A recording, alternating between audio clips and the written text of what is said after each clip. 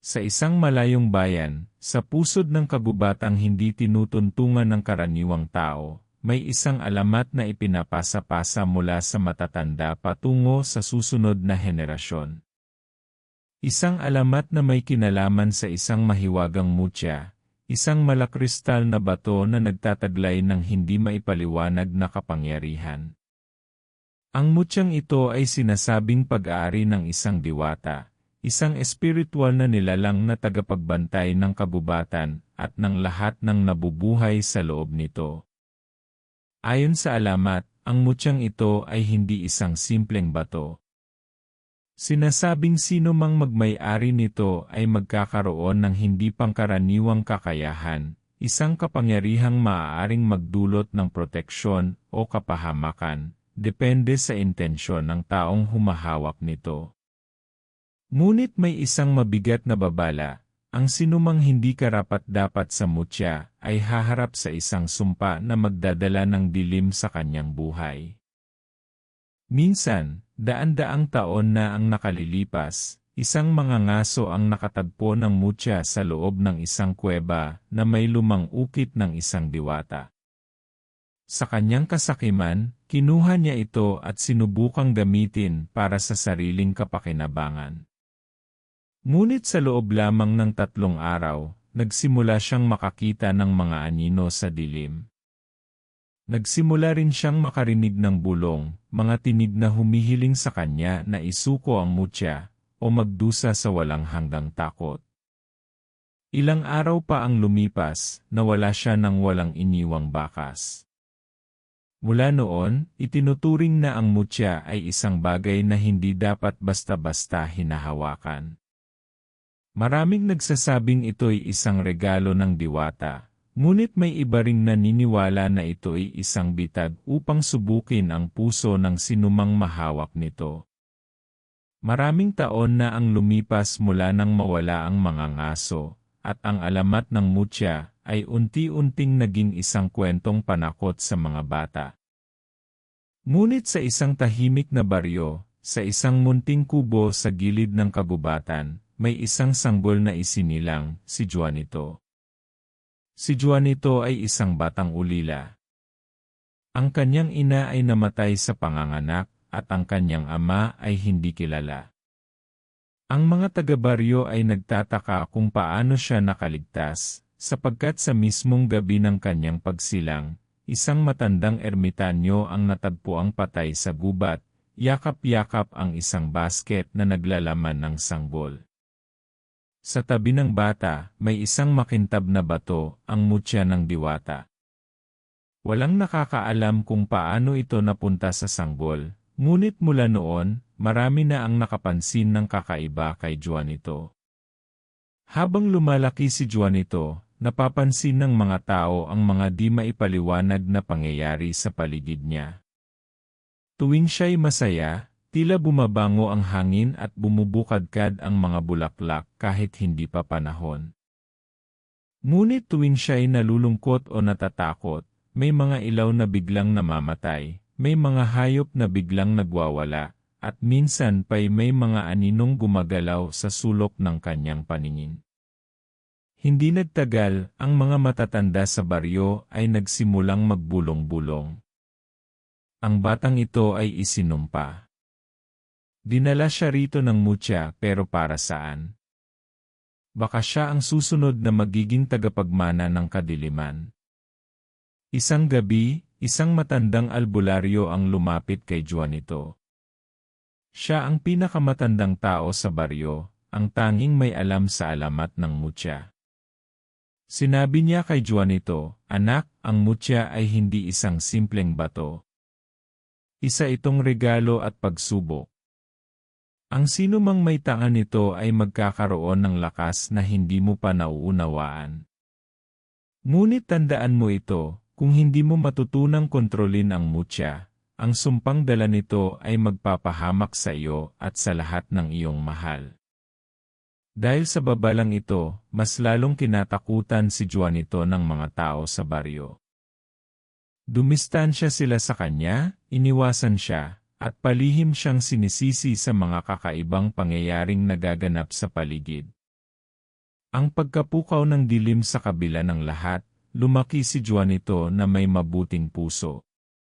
Hindi niya kailanman ginamit ang mutya para sa masama, ngunit hindi rin niya alam kung paano ito kontrolin.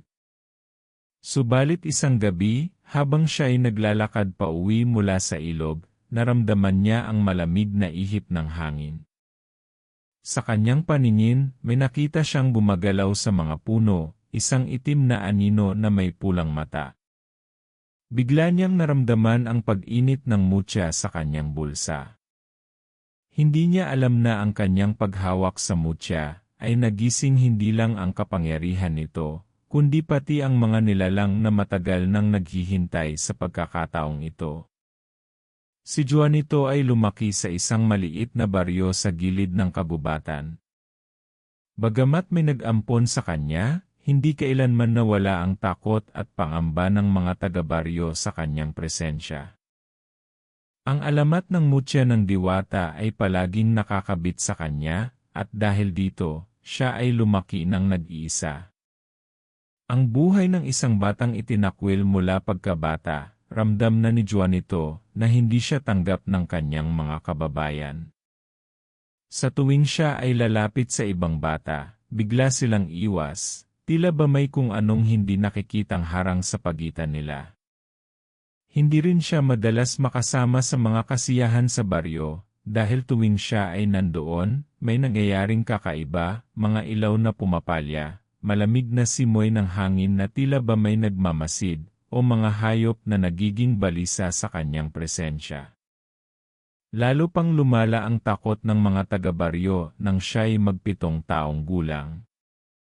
Isang gabi, sa gitna ng malakas na ulan, may isang matandang babae ang biglang sumigaw mula sa kanyang bahay. May anino sa bintana. May nakatingin sa akin sa labas. Nang lumabas ang mga tao upang tingnan kung ano ang nangyayari, ang tanging nakita nila ay si Juanito, nakatayo sa gitna ng kalsada, basang-basa sa ulan. Ang kanyang mga mata ay tila walang buhay, at ang mutyang nakasabit sa kanyang leeg ay bahagyang nagliliwanag sa dilim. Simula noon, mas lalong lumayo ang mga tao sa kanya. Ang kanyang tanging kanlungan bagamat walang tunay na pamilya, may isang tao na hindi natakot kay Juanito, si Lola Sima, isang matandang hilot at albularyo.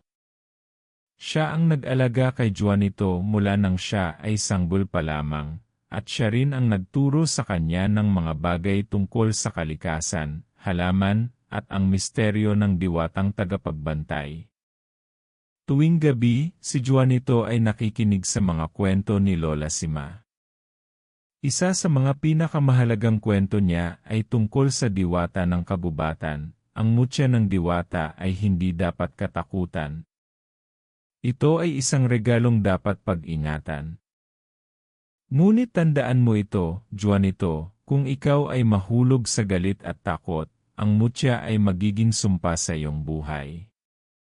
Ngunit paano nga ba niya iiwasan ang takot at galit kung araw-araw siyang inuusig ng mga tao sa paligid niya? Ang unang pagkawala isang araw, sa edad na 10 taon, naglaho si Juanito. Bigla na lamang siyang nawala sa baryo nang hindi nagpapaalam. 3 araw siyang hinanap ng mga tao, ngunit walang nakakita ni anino niya. May mga nagsabing baka siya'y tinangay ng masasamang elemento. Ang iba na may naniniwala na baka bumalik na siya sa kabubatan, kung saan siya talaga nagmula. Ngunit sa 3 gabi, habang ang buong baryo ay nasa gitna ng isang pulong upang pag-usapan ang pagkawala niya, isang bata ang biglang sumigaw mula sa labas, si Juanito. Bumalik na siya. At doon nila siya nakita, nakatayo sa harap ng simbahan, tahimik, basa, at nanginginig sa lamig. Ngunit ang mas nakakatakot ay ang kanyang mga mata, walang emosyon, tila ba hindi siya ang dating Juanito. Sa kanyang kamay, mahigpit niyang hawak ang mutya, na kumikislap sa dilim.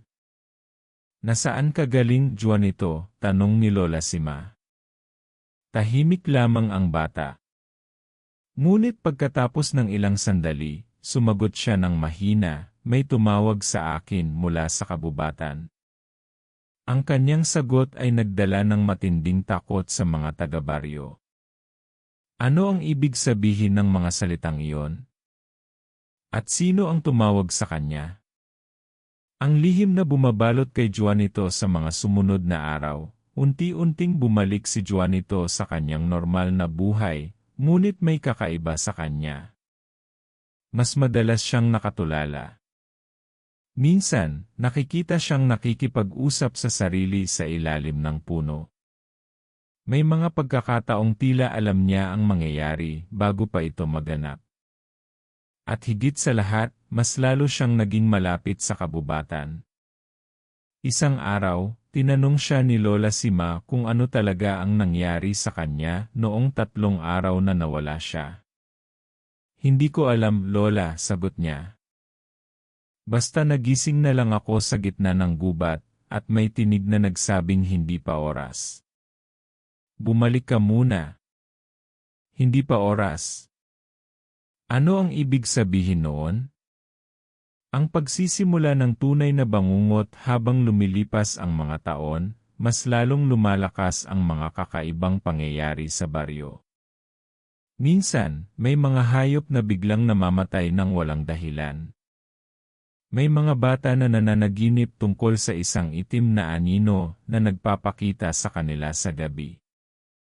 At may ilang nagsasabing may mga mata silang nakikita sa loob ng kabubatan, nagmamasid sa kanila. Lahat ay natatakot.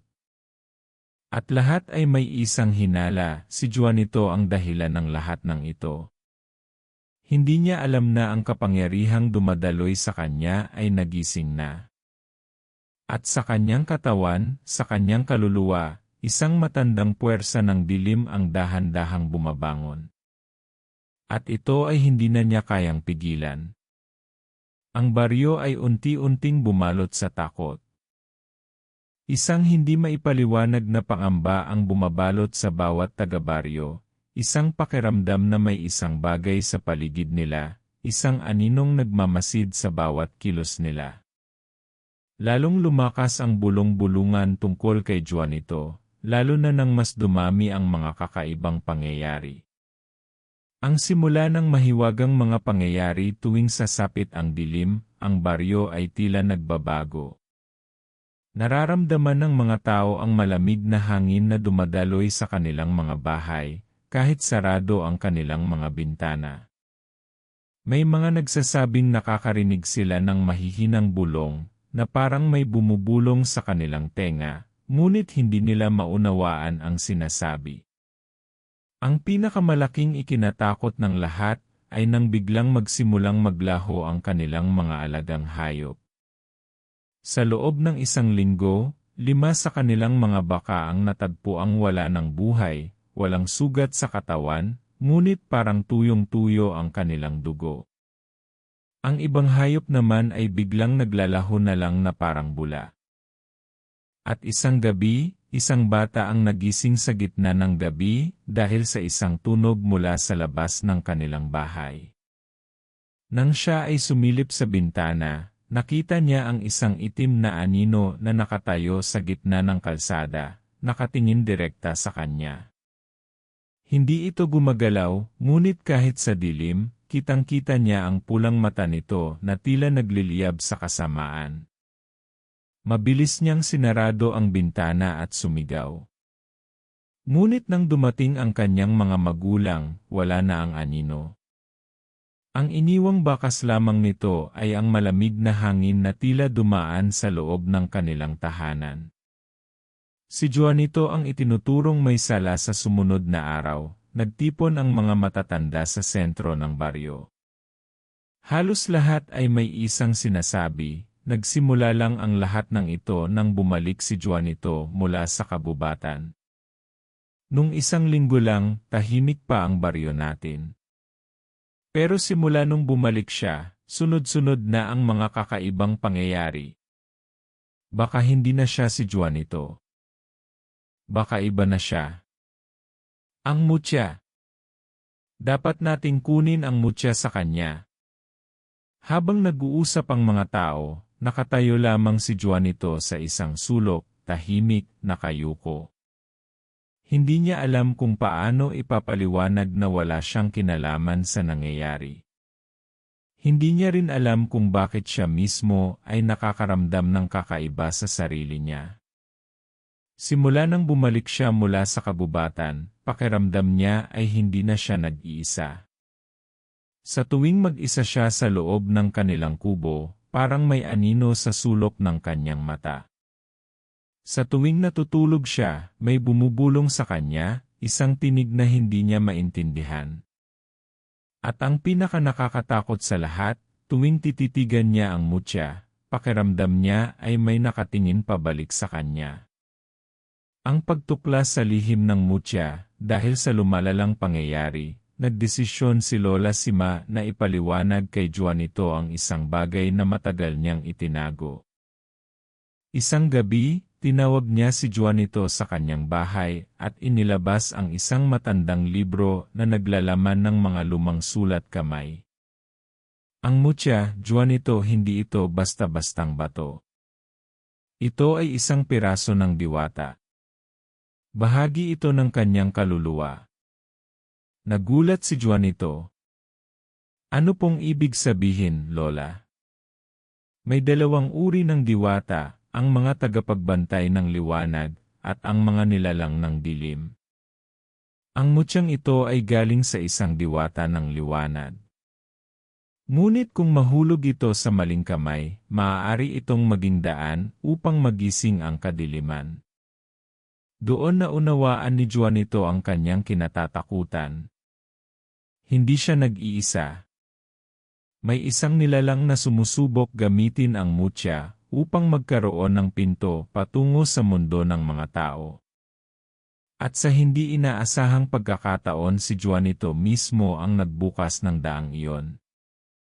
Ang pagsisimula ng tunay na bangungot sa gabing iyon, habang natutulog si Juanito, nagising siya sa kakaibang pakiramdam. Hindi niya alam kung bakit, pero parang may malamig na hangin sa loob ng kanyang silid. Dahan-dahan niyang iminulat ang kanyang mata. At doon niya ito nakita. Isang itim na anino, mas matangkad kaysa sa isang tao, na nakatayo mismo sa paanan ng kanyang kama. Ang anyo nito ay hindi malinaw, parang usok na umiikot-ikot sa ere. Ngunit ang pinaka-nakakatakot ay ang pulang mata nito na kumikislap sa dilim. Hindi siya makagalaw. Hindi siya makasigaw. Dahan-dahan, nagsalita ang nilalang. Matagal na kitang hinihintay, Juanito, at sa isang iglap, sumugod ito papunta sa kanya. Ang buong mundo ni Juanito ay nagdilim. Ang malamig na hangin ay pumuno sa kanyang silid, at sa isang iglap, parang nawala siya sa kanyang katawan.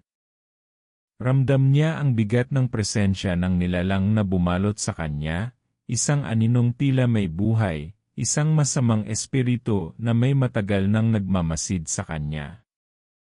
Ang pagsanib ng dilim hindi makagalaw si Juanito. Parang may puwersang pumipigil sa kanya habang nakahiga siya sa kanyang kama.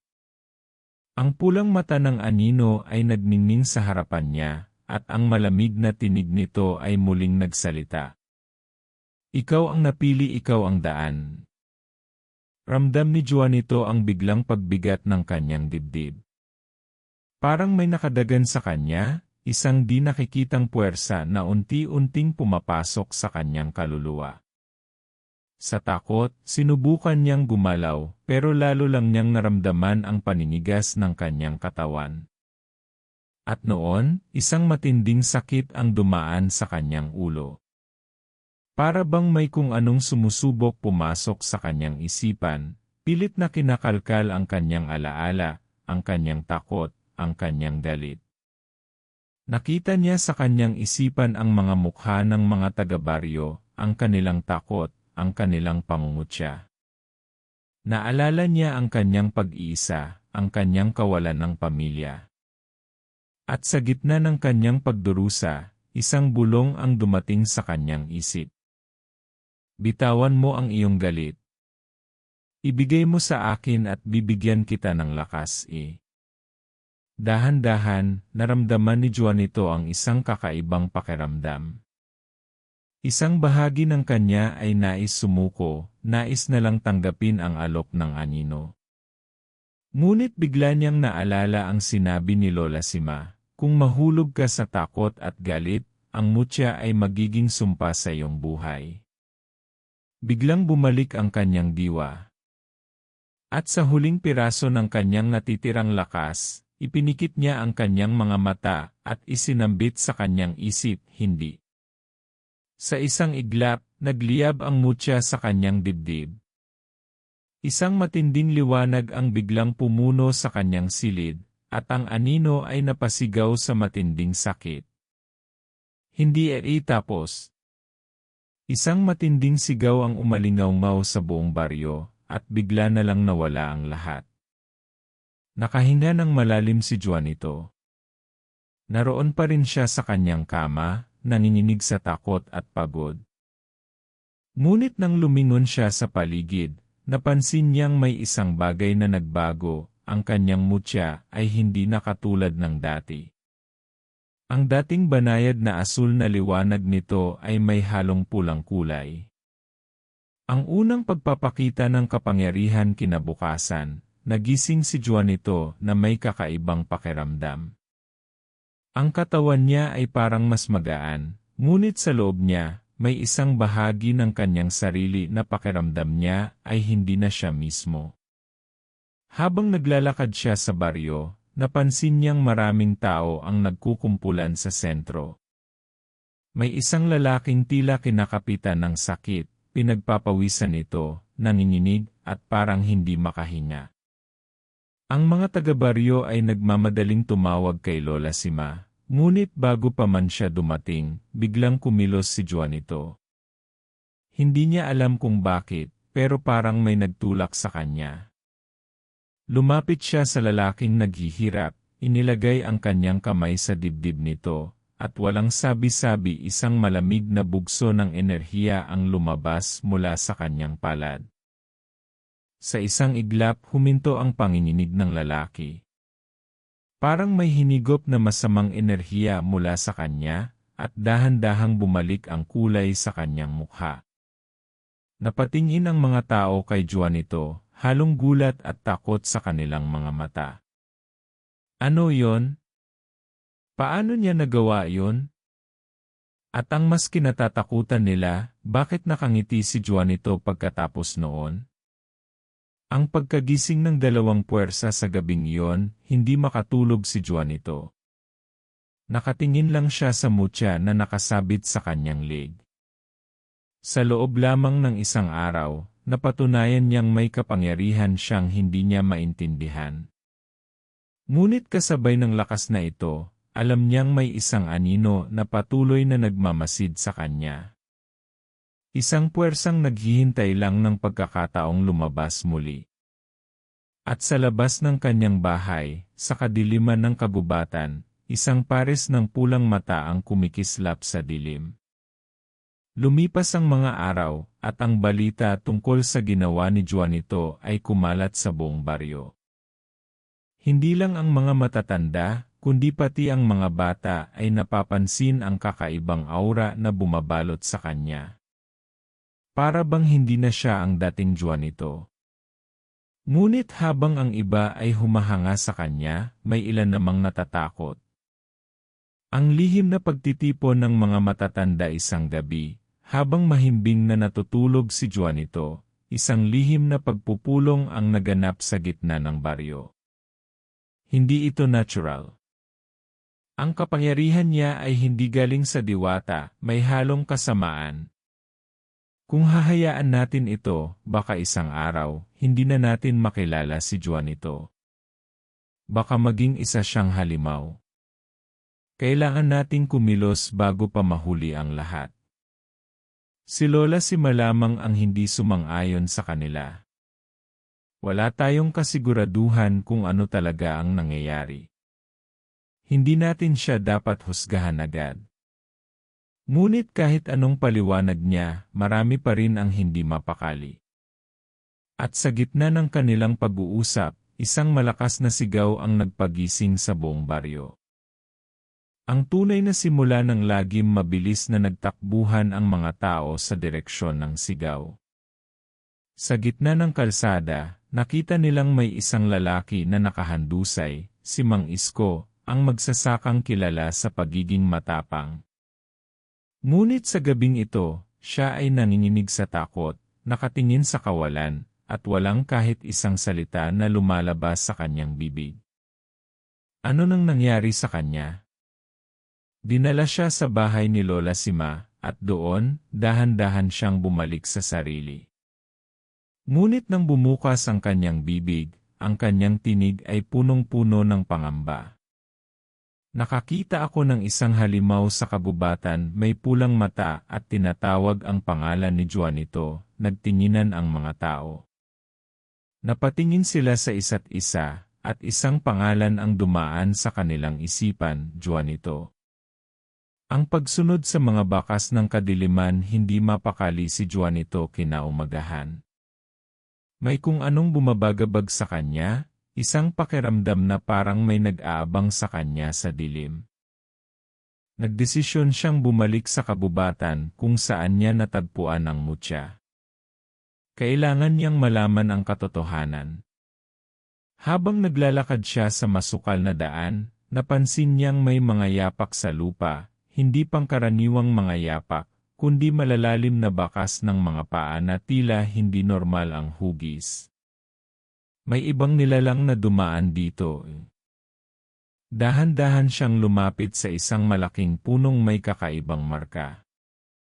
Nang idampi niya ang kanyang kamay, biglang kumislap ang mutya sa kanyang leg, at sa isang iglap, isang malakas na pangitain ang dumaan sa kanyang isipan. Nakita niya ang isang nilalang na may malaaninong katawan, may matutulis na kuko, at mga pulang matang tila nag-aapoy. Nakita niya itong nakatayo sa tuktok ng isang burol, nakatingin pababa sa baryo. At ang mas nakakakilabot, narinig niya itong bumubulong ng kanyang pangalan. Juanito, ikaw ang susunod, di. Ang pagpapakita ng halimaw na pabalikwas si Juanito mula sa pangitain.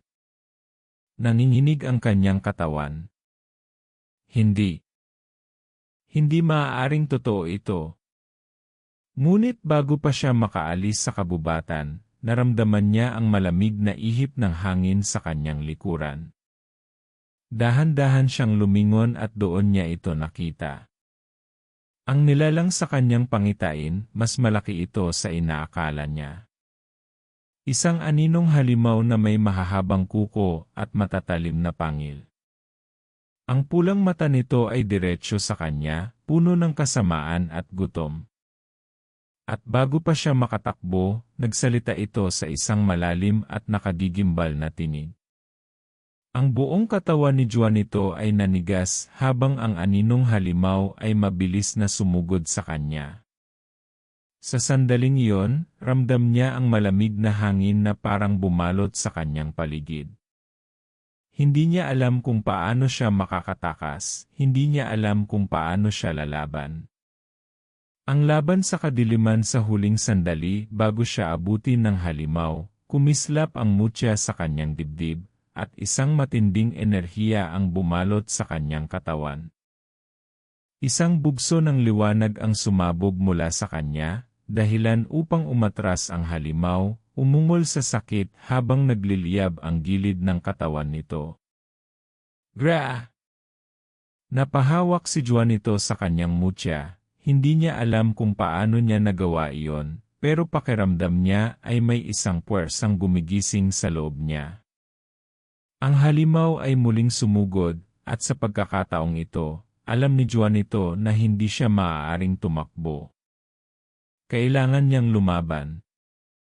Ang tunay na lakas ng mutya habang iniangat ng halimaw ang matatalim nitong kuko upang sugurin siya, iniangat ni Juanito ang kanyang kamay, at sa isang iglap, isang bugso ng liwanag ang lumabas mula sa kanyang palad. Hindi inay kita hahayaang manalo. Tinamaan ng liwanag ang katawan ng halimaw, dahilan upang mapasigaw ito sa matinding sakit. Unti-unti itong umurong, ang usok nitong katawan ay naglaho ng kaunti, ngunit hindi ito tuluyang nawasak. Ang halimaw ay umatras sa dilim ng kagubatan, at bago ito tuluyang maglaho, muli itong nagsalita. Akala mo ba tapos na ito, Juanito? Ang kadiliman ay nasa loob mo na. Unti-unti, magiging akin ka rin. At sa isang iglap, naglaho ang halimaw sa anino ng kabubatan. Ang pagbalik sa baryo, hinal na hinal si Juanito habang nakaluhod sa lupa. Hindi siya makapaniwala sa nangyari, may isang bahagi ng kanya na natatakot, pero may isa ring bahagi na gusto pang lumaban. Sa pagbabalik niya sa baryo, sinalubong siya ng mga tao na puno ng takot at pagtataka. Juanito, anong nangyari sa'yo? May naramdaman kaming kakaiba, may dumaan na malamig na hangin sa buong baryo.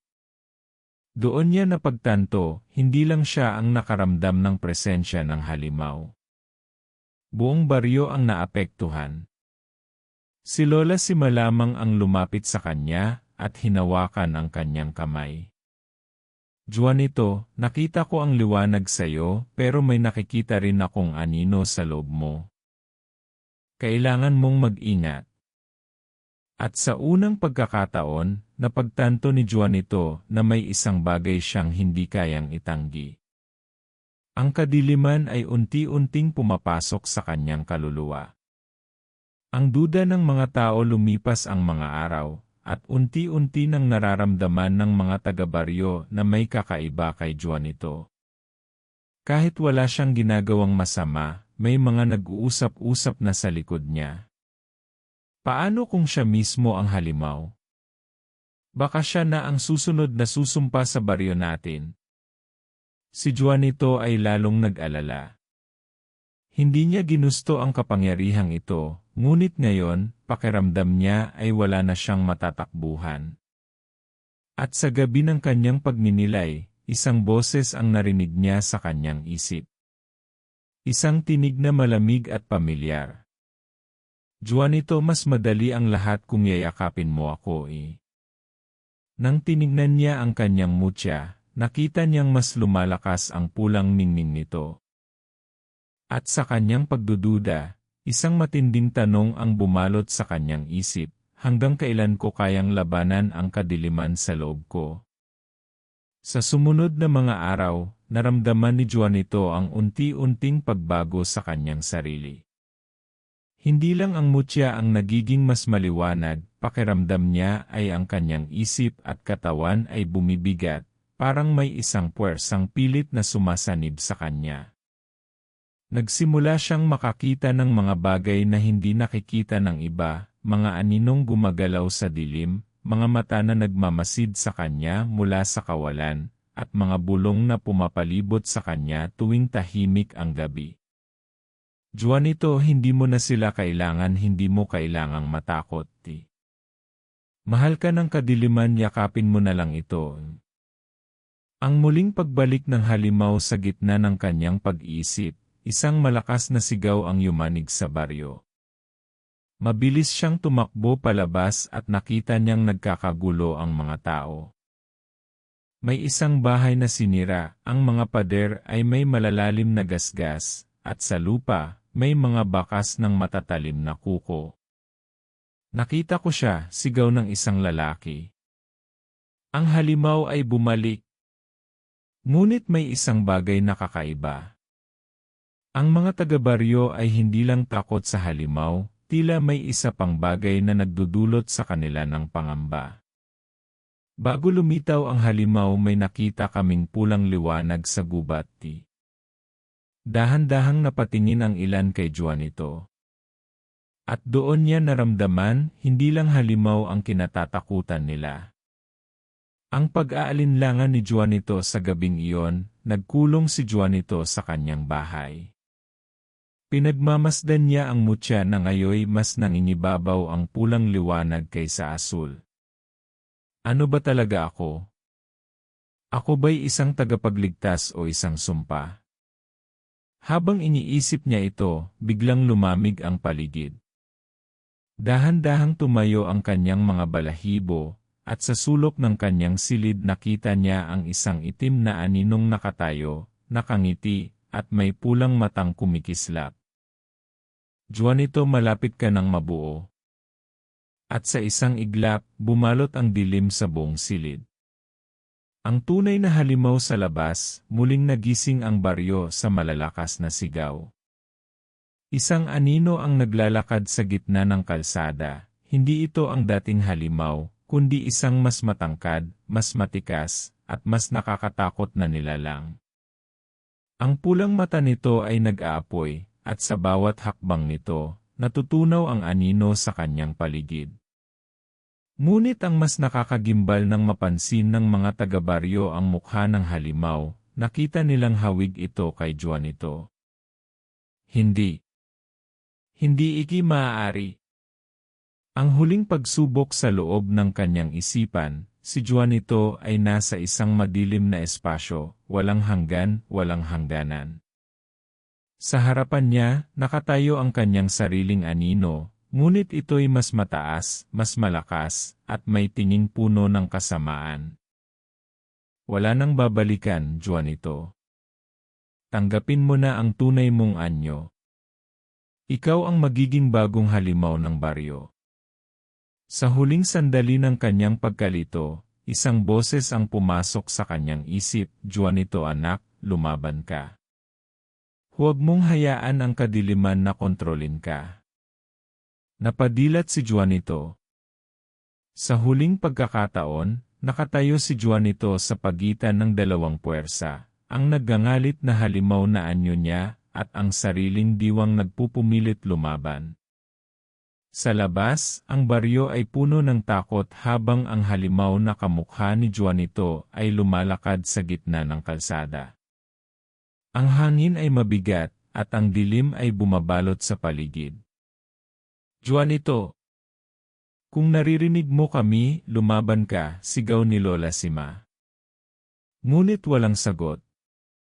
Ang aninong halimaw ay nagtaas ng kamay, at sa isang iglap, isang malakas na bugso ng itim na enerhiya ang tumama sa lupa, dahilan upang magkalasan ang mga tao. Ang laban sa loob ng isipan sa loob ng kanyang isipan, si Juanito ay nakikipaglaban sa kanyang sariling anino. Hindi mo na ako matatakasan, Juanito. Naging parte ka na ng kadiliman. Ngunit sa gitna ng kanyang pag-aalinlangan, muli niyang naalala ang mga taong nagmahal sa kanya, si Lola Sima, ang kanyang pamilya, at ang buong baryo. Hindi ako magiging halimaw. Sa sandaling iyon, nagsimulang kumislap ang mutya sa kanyang dibdib, at isang bugso ng matingkad na liwanag ang lumabas mula rito. Ang kanyang aninong sarili ay napasigaw sa sakit habang unti-unti itong natutunaw sa liwanag. Hindi iki maaari. Ang pagbabalik ni Juanito sa labas, ang halimaw ay biglang natigil. Ang pulang mata nito ay dahan-dahang nawala, at sa isang iglap, isang nakakasilaw na liwanag ang lumabas mula rito. Napasigaw ang halimaw, at sa isang pagsabog ng enerhiya, bigla itong nawala. Nang mawala ang liwanag, nakita ng lahat si Juanito na nakaluhod sa lupa. Hinal na hinal siya, ngunit sa kanyang mga mata, hindi na siya ang dating biktima ng takot. Siya na ang tunay na tagapagdala ng mutya. Ang kapayapaan sa baryo lumipas ang mga araw, at ang baryo ay unti-unting bumalik sa normal. Wala nang nagpakitang halimaw, at si Juanito ay nanatiling tagapagbantay ng mutya ng diwata. Hindi niya lubusang naunawaan kung bakit siya ang napili, ngunit alam niya na may dahilan ang lahat. Ang kadiliman at liwanag ay laging magkasama, ngunit nasa tao ang pagpili kung alin ang yayakapin. At mula noon, ang pangalan ni Juanito ay hindi na binanggit na may takot, kundi may paggalang at paghanga. Katapusan. Maraming salamat sa pagsubaybay. Kung gusto mong magdagdag ng epilog o alternate ending, sabihin mo lang.